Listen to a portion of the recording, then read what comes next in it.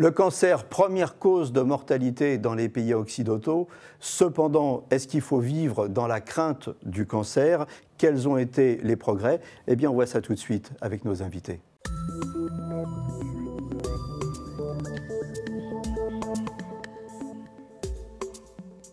Alors avec moi sur le plateau, le professeur David Khayat. Vous êtes ce qu'on appelle un ponte de l'oncologie, on disait ponte comme ça avant. Et avec vous, on va parler de votre dernier ouvrage, plutôt iconoclaste, Arrêtez de vous priver. Et avec moi également sur le plateau, le docteur Olivier Caron, vous êtes oncogénéticien à l'Institut Gustave Roussy. Alors, David Khayat, vous êtes oncologue, vous avez présidé l'INCa. Vous avez été chef de service oncologie de la Pitié-Salpêtrière pendant presque 30 ans et vous nous dites arrêtez de vous priver. Ben oui, justement parce que j'ai été cancérologue pendant plus de 40 ans, chef de service pendant près de 30 ans et que j'ai vu tellement de gens souffrir, tellement de gens partir que ça a nécessairement généré en moi la question de la raison de vivre et de à quoi sert la vie.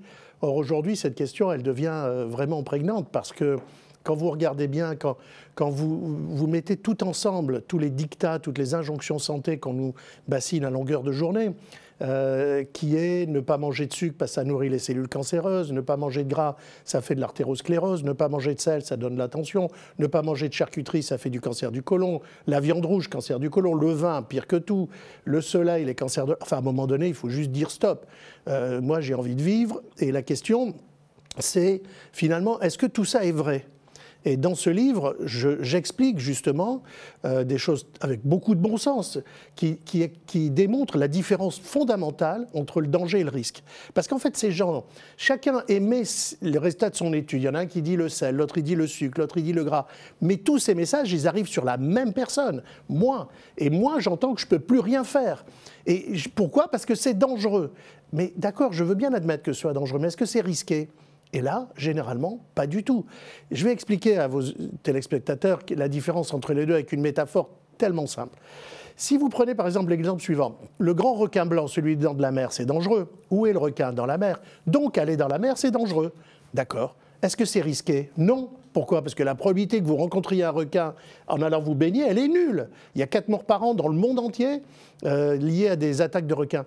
Donc voilà, voler n'est pas naturel pour l'homme, c'est très dangereux. Où peut-on voler ? Dans un avion. Donc aller dans l'avion, c'est dangereux, mais est-ce que c'est risqué ? Non, c'est le mode de transport le plus sûr.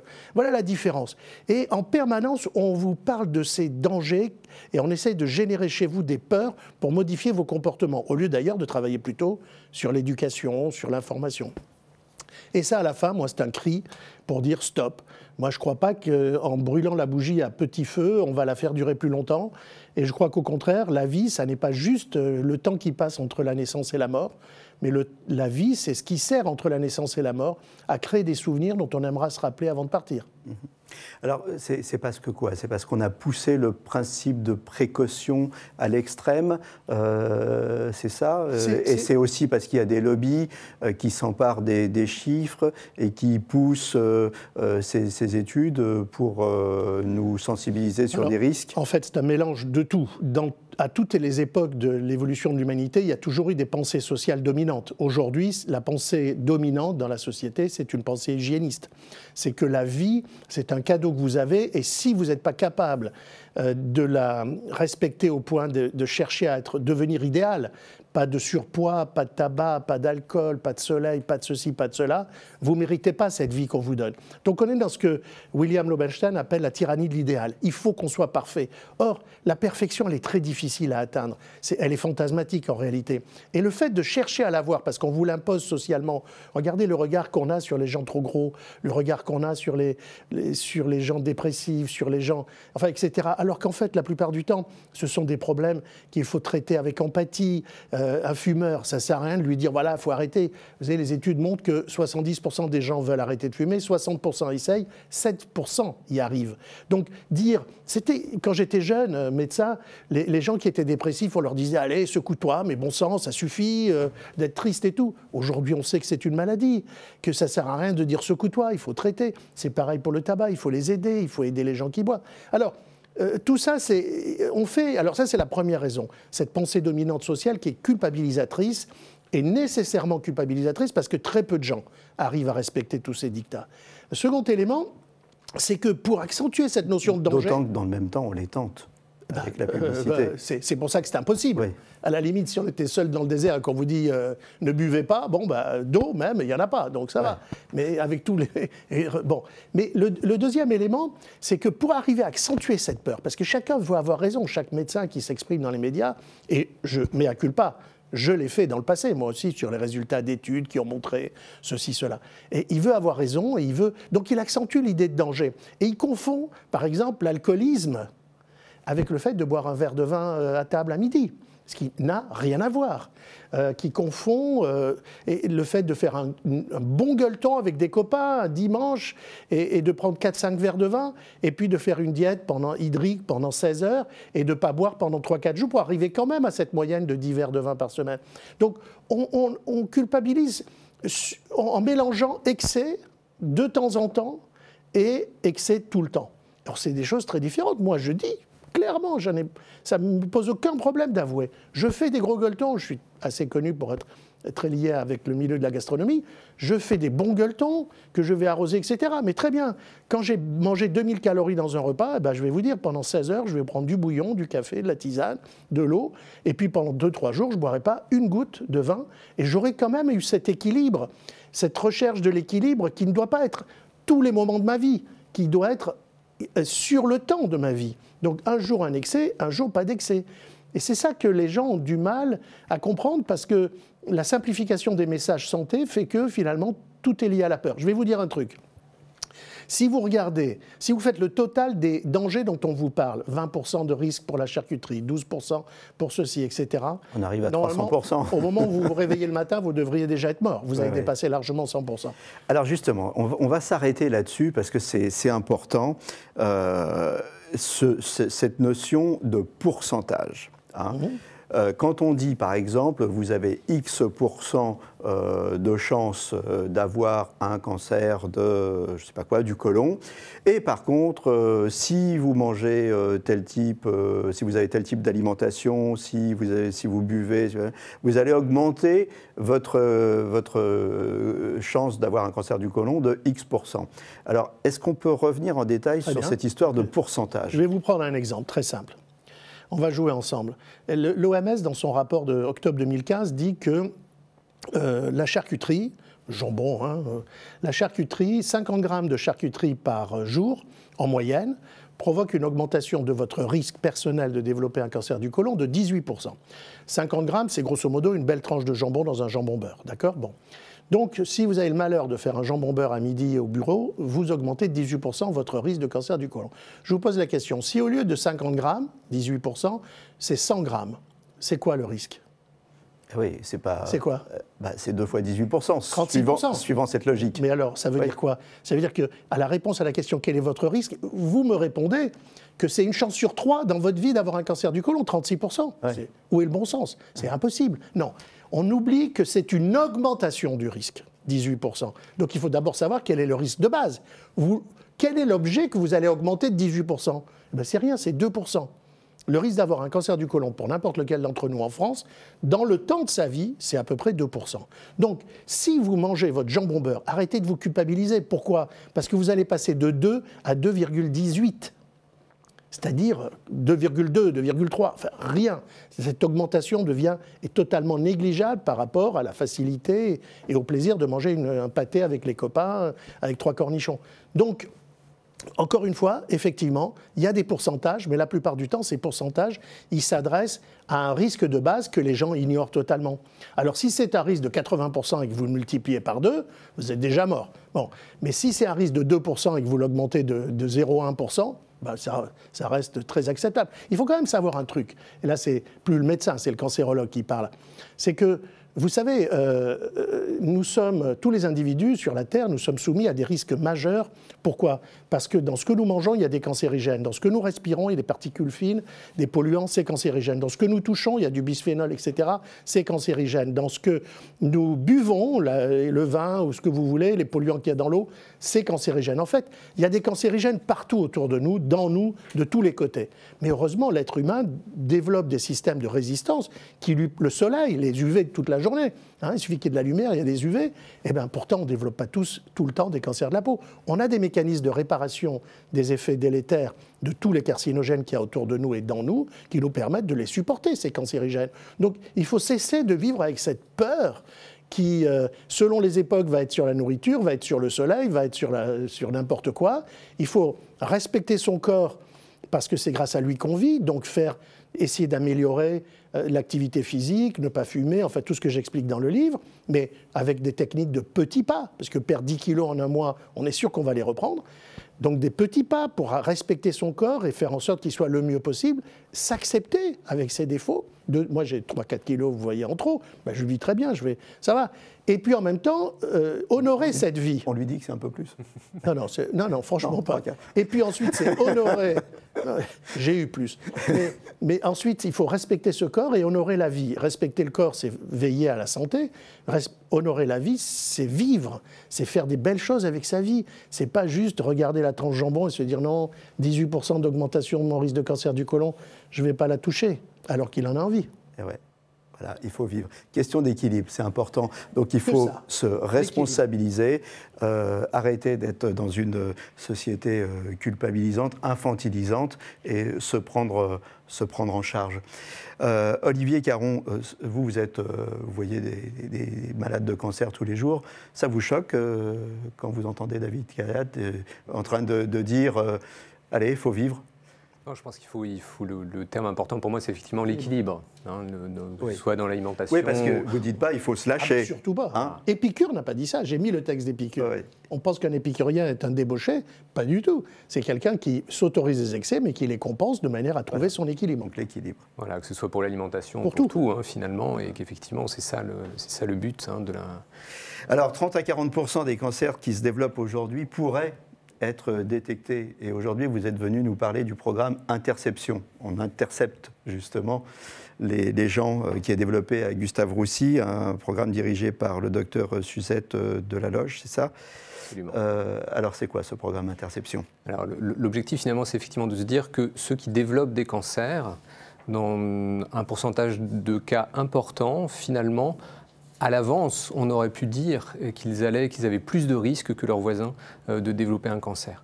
Donc l'objectif, c'est de dire les messages tels qu'on peut les donner, parfois à l'emporte-pièce, ne sont pas valables forcément pour tout le monde. Et le but, c'est d'adapter la prise en charge au risque. Alors concrètement, comment ça marche?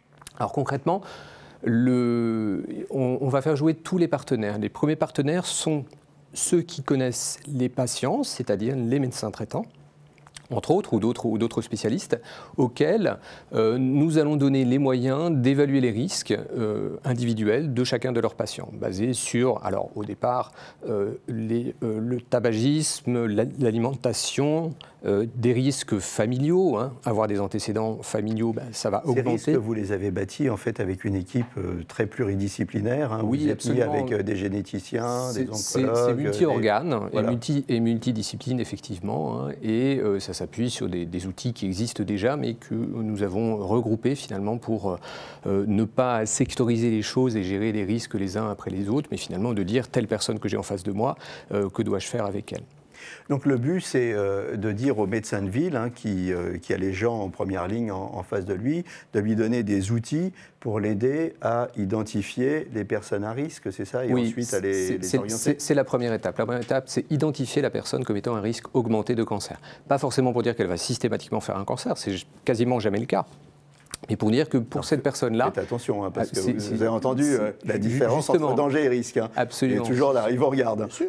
Absolument. Et donc, à ces personnes-là, de pouvoir leur proposer donc, la deuxième étape. Donc là, on propose d'informer le patient, de répondre à ces questions au cours d'une journée qui se passe, ou une demi-journée selon les parcours, qui se passe donc à Gustave Roussy. Donc là, c'est le médecin traitant qui dit à son patient, et là c'est peut-être un petit peu anxiogène, il lui dit, bon écoutez, vous êtes éventuellement un patient à risque, je vous propose d'aller passer une journée à Gustave Roussy. Voilà. Mais là, pour être un peu vulgaire, on flippe hein, quand on vous dit allez passer une journée à Gustave Roussy pour voir comme ça. C'est pas la destination de week-end qu'on a envie d'avoir. C'est pas complètement à Gustave Roussy. On a choisi que ce soit un lieu en dehors du bâtiment, en tout cas, de l'hôpital Gustave Roussy.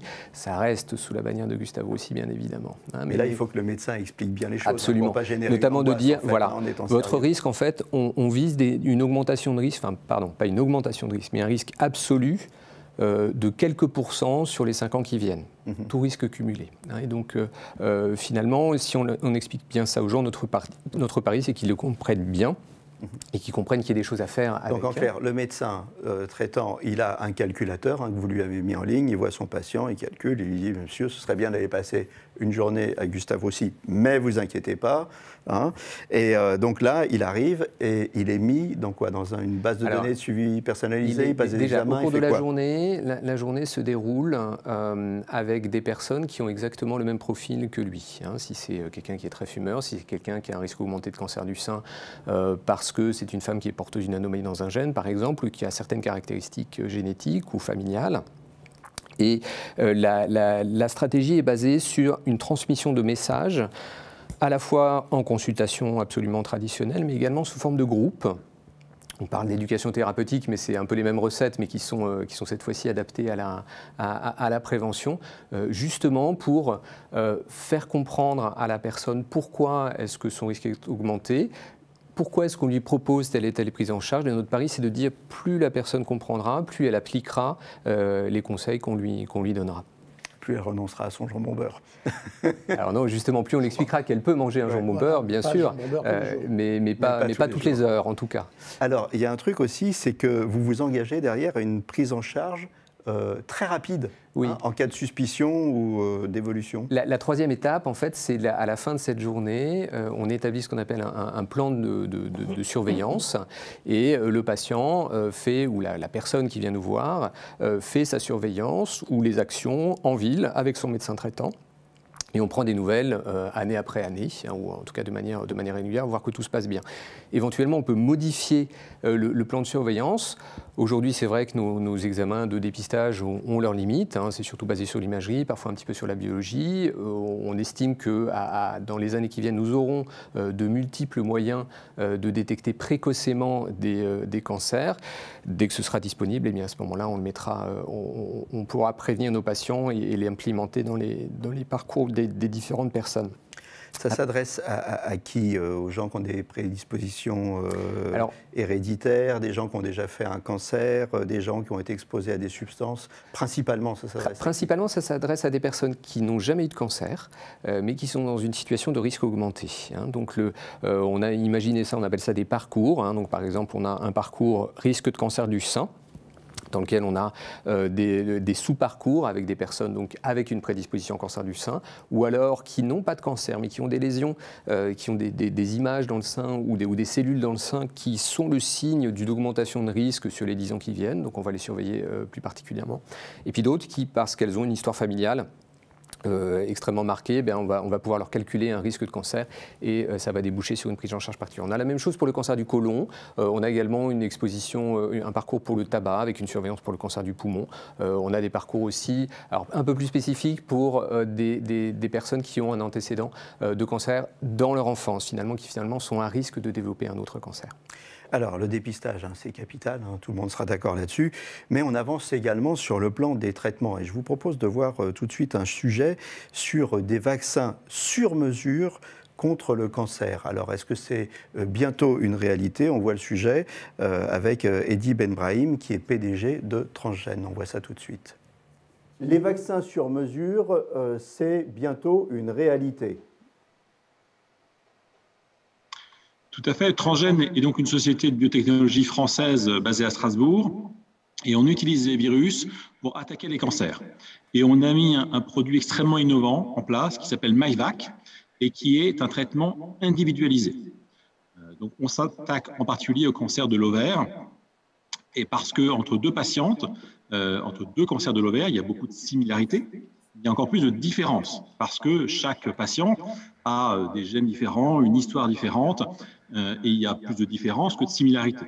Et donc plutôt que d'avoir un traitement qui va s'attaquer un cancer moyen, un cancer théorique, on va faire un médicament, un virus, qui va s'attaquer aux spécificités du cancer.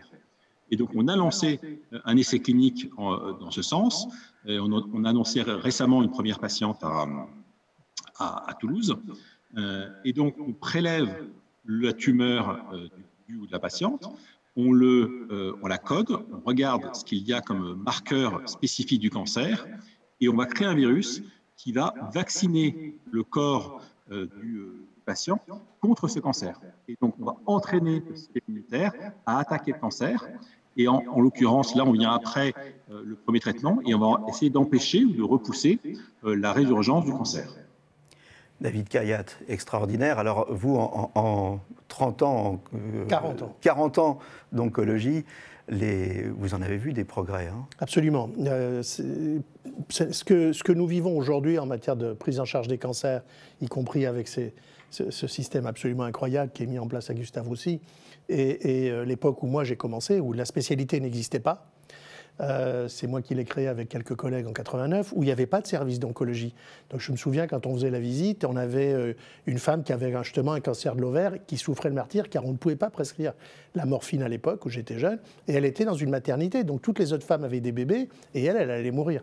Bon, tout a changé, à la fois sur l'image, sur la prise en charge, c'est-à-dire le respect de l'humanité qui est en face de nous. On ne traite plus une maladie, mais un individu malade, et puis sur les traitements. Alors là, c'est passionnant, mais encore une fois, moi, dans ma vie professionnelle du cancer, j'ai trop vu des scoops annoncés, alors que là, c'est un essai, et il y a une patiente. Donc avant que ce soit vraiment un traitement confirmé, il y a encore du temps et de l'eau qui va s'écouler sous les ponts. Donc donner des fausses... j'ai jamais beaucoup aimé faire de faux espoirs à tous ceux qui aujourd'hui vont entendre ce message alors qu'elles ont un cancer de l'ovaire et vont débarquer dans nos services en disant « je veux ça ». Bon, mais ceci dit, il faut laisser de l'espoir. Donc c'est bien de temps en temps aussi de... Alors, moi, je crois que ce dont on parle ici, c'est que dans le temps de ma vie, on a découvert les gènes qui augmentaient de façon extrêmement forte le risque de développer tel ou tel cancer, dans le sein, dans le côlon, dans le mélanome.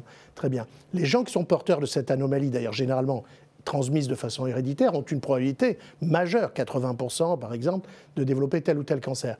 Mais à côté de ça, on voit bien qu'il y a des gènes dits de susceptibilité. Alors eux, c'est différent parce qu'ils vont vous aider ils vont provoquer l'apparition d'un cancer que, généralement, si vous avez le facteur cancérigène ou le mauvais comportement qui va avec.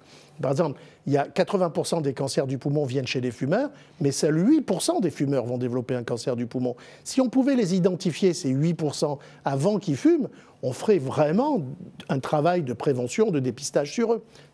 Donc je pense que là, on a l'immunothérapie qui est sortie il y a 5-6 ans, on a ces thérapeutiques et notamment les vaccins ARN qui vont commencer à sortir dans le traitement du cancer. Et je pense que la référence dont M. Benbrahim parle, c'est probablement une technique qui se rapproche de celle-là. Et je crois vraiment qu'il y a une vraie raison d'espérer qu'un jour, on viendra à bout de cette terrible maladie qui, quand même, tue encore 150 000 personnes chaque année en France. Combien de temps avant de la gagner, cette bataille du cancer? Vous savez, quand j'étais jeune interne, justement, Léon Schwarzenberg et Georges Mathé, à l'époque, j'étais leur interne, disaient en l'an 2000, on aura guéri le cancer. Sauf qu'en 90, je me suis aperçu que ce n'était pas mais les cancers. Et en se disant, il y a 200 cancers, le poumon, le côlon, le sein. Aujourd'hui, on sait qu'il y a autant de cancers différents qu'il y a de malades atteints de cancer, c'est-à-dire 360 000 cancers différents chaque année, qu'il faudra peut-être un jour traiter d'une manière, comme on l'a vu dans ce film, extrêmement personnalisée. Donc ça complexifie le champ d'action de manière considérable, de façon très très forte, cette complexité. Et je pense que, ce qui est sûr, c'est que je ne le verrai pas de mon vivant, et je pense qu'il y en a encore pour un bon moment. Mais ce n'est pas une marche d'escalier, c'est-à-dire que tout le monde meurt et un jour tout le monde guérit. C'est que moi j'ai vu quand j'ai commencé il y a 40 ans, on était à peu près à 35% de malades qui vivaient 5 ans. Aujourd'hui on est entre 65 et 70%. Et même les 35-40% qui ne guérissent pas, eh bien, beaucoup d'entre eux vivent 10-12 ans avec des cancers devenus maladies chroniques. Donc on a amélioré de façon spectaculaire et on améliore chaque jour. Donc chaque matin, il faut qu'un malade qui se sait malade de cette maladie garde l'espoir qu'un jour, on va trouver quelque chose qui changera son destin. Ce cancer, vous l'avez côtoyé toute votre vie? Toute ma vie, oui. Il vous fait peur? Terriblement. Et je le hais. Vous y avez pensé un jour? Vous avez pensé si un jour j'ai un cancer? Mais bien sûr, j'y pense tous les matins. J'ai 40 ans à voir des malades toutes les 3-4 fois par semaine. J'ai vu mourir des milliers de malades. Je veux dire, j'ai dû voir mourir, je sais pas, 3-4 000 malades dans ma vie. 40 ans de cancérologie. Au début, ils mouraient presque tous. Hein, ceux qu'on confiait aux cancérologues, c'était ceux qui n'étaient pas opérables, etc. Non, j'ai peur du cancer, j'ai peur pour ma femme, pour mes enfants, pour mes amis. Et puis, avec l'âge qui avance, je les vois tomber. Mes amis, mes parents, la maladie n'épargne pas ceux qu'on aime. Donc, effectivement, il faut en avoir peur. Mais ça fait qu'il faut aimer encore plus la vie. Mais pour autant, c'est ce que j'allais dire, il faut vivre. Absolument. C'est ça, il faut vivre en attendant. Et il faut peut-être défaire aussi ce mythe de la vie éternelle. Il nous reste une minute pour conclure. Alors écoutez, c'est très simple. Pourquoi cette pensée est devenue dominante hygiéniste? Parce que comme on ne voit plus la mort, la plupart des gens, il n'y a plus de veillée des morts, il n'y a plus de cortège funéraire dans la rue, donc les gens finissent par penser que peut-être elle n'existe plus. Et que peut-être s'ils font tout ce qu'on leur dit, s'ils respectent scrupuleusement tous ces dictats, eh bien, ils vont plus vieillir. Et d'ailleurs, on voit moins de gens vieux à cause de la chirurgie esthétique du Botox. Ils vont plus être malades parce que la science devient très puissante et ils vont plus mourir. Mais c'est faux. On va tous vieillir, on va tous être malades et on va tous mourir. Et alors, en attendant, il faut juste vivre avec un équilibre, bien évidemment. Jamais, il y a un jour sur un plateau, quelqu'un m'a dit « Ouais, mais vous voulez les produits… » Mais pas du tout. Je veux un équilibre dans le temps. Et je pense que c'est la meilleure façon de respecter la vie et respecter son corps que de chercher cet équilibre. Eh bien, merci tous les deux d'être passés sur le plateau de Capital Santé. David Kayat, je rappelle le titre de votre ouvrage « Arrêtez de vous priver » et surtout continuez à vivre et continuez à profiter à 100% de la vie. Merci Olivier Caron aussi d'être venu nous parler d'Interception, ce programme de prévention prometteur de Gustave Roussy. La convergence des connaissances, l'oncologie, la génétique, l'imagerie, le big data va donner un coup de booster à la recherche, ça c'est sûr, et déboucher sur des nouveaux traitements. C'est du moins ce qu'on nous souhaite à tous. En attendant, écoutez, ce que je vous souhaite, c'est portez-vous bien en attendant un prochain numéro de Capital Santé. À bientôt.